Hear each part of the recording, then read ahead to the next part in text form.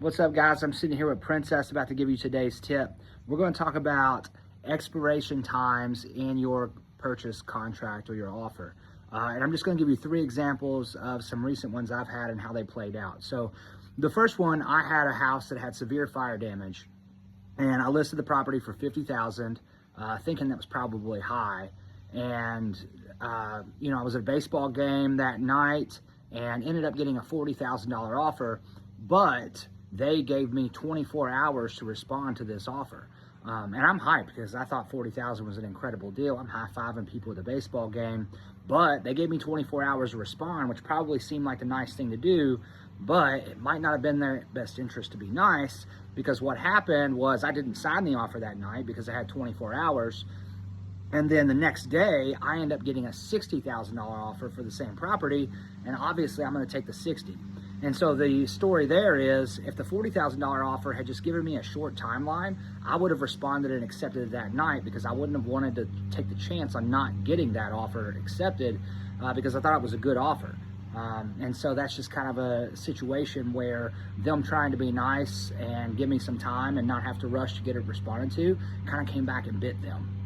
And then another example happened earlier in the beginning of the year. And so it'll be pretty common. You're going to see agents, listing agents, especially, a new listing, it seems like it's going to be a hot listing. They're going to say, oh, well, we want 24 hours to respond. Well, it's 2026. It doesn't take 24 hours to get a hold of anybody. And everyone signs from their phone. So there's no real reason that they need 24 hours to respond, other than they're just trying to use time to generate as much interest and try to get multiple offers, get people competing against each other.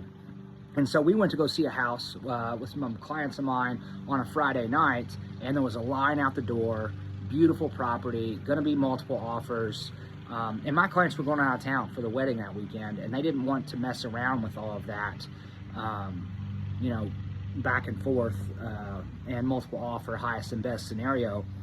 And so we came in super, super strong, appraising the appraisal waiver, and all sorts of things to make our offer super attractive. And we did not give them 24 hours. I think that we maybe gave them about 8 hours by the time we actually submitted the offer.